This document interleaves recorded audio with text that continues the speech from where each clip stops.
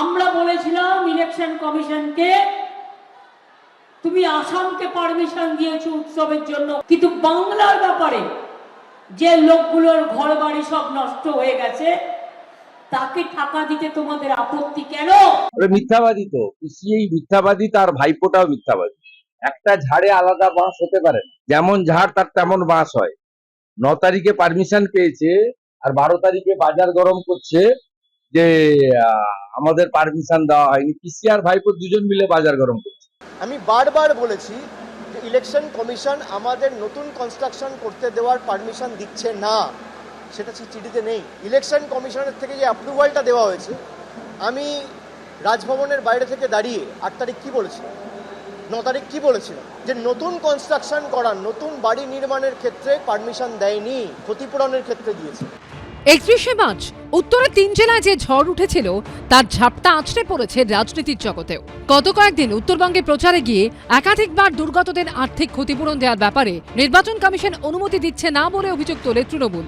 আর তা নিয়েই সোমবার সকালে সোশ্যাল মিডিয়ায় এই পোস্ট করেন শুভেন্দু অধিকারী, যেখানে মাঝখানে রয়েছে নির্বাচন কমিশনের এই চিঠি। চিঠিতে দেখা যাচ্ছে 9 এপ্রিল মুখ্য নির্বাচনী আধিকারিককে ঝড়ে ক্ষতিগ্রস্তদের আর্থিক সাহায্য দেওয়ার ব্যাপারে অনুমতি দিয়েছে নির্বাচন কমিশন। নির্বাচন কমিশনের 9 তারিখের এই চিঠির সঙ্গে অভিষেক বন্দ্যোপাধ্যায় ও মমতা বন্দ্যোপাধ্যায় দুটি ভিডিও পোস্ট করেছেন শুভেন্দু। তাদের জন্য যাতে বাড়ির ব্যবস্থা রাজ্য সরকার করতে পারে, আমরা 1,20,000 টাকা করে তাদের দিতে চাই, রাজ্যকে অনুমতি দেওয়া হোক।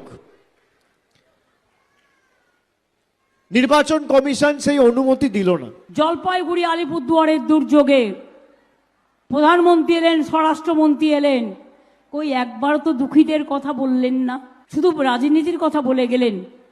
আর আমরা পারমিশন চাইতে চাইতে, যেহেতু ইলেকশন চলছে 3 মাস ধরে, এখন কিছু করতে গেলেই পারমিশন চাই। বিজেপির বেলায় পারমিশন গ্রান্টেড, বিজেপির বেলায় বেল গ্রান্টেড, আর তৃণমূলের ব্যাপারে সব জেল গ্রান্টেড। পিসি আর ভাইপো দুজন মিলে বাজার গরম করছে। আমাকে নবান্ন থেকে লোক কাল পাঠিয়ে দিয়েছে, আমি আজকে টুইট করে দিচ্ছি। সব আধিকারিকরা এখনো পিসি ভাইপোর পেরোলে যায়নি, এখনো মেরুদণ্ড অনেকে সোজা আছে। ইলেকশন কমিশনের যে নোটিফিকেশনটা উনি অ্যাটাচ করেছেন তাতে লেখা রয়েছে যে compensation as per existing rate. তো নতুন বাড়ির ক্ষেত্রে তো আমি 1,20,000 টাকা দিতে চাই, সেখানে 5,000 আর 20,000-এ কী হবে? আমাদের দাবি এই ছিল। তো আমরা যে দাবিটা করেছিলাম সেই দাবিটা মান্যতা রেখে তারা ইলেকশন কমিশনের হয়ে কথা বলতে গিয়ে এটা সেলফ গোল করেছে, আত্মঘাতী। দুর্যোগ বিধ্বস্ত মানুষগুলো রাজনীতি বোঝে না, এদের একটাই দাবি, দ্রুত মাথার উপর ছাদটা শক্ত হোক। অরিত্রিক ভট্টাচার্য, জয়ন্ত পাল ও কৃষ্ণেন্দু অধিকারী রিপোর্ট, এবিপি আনন্দ।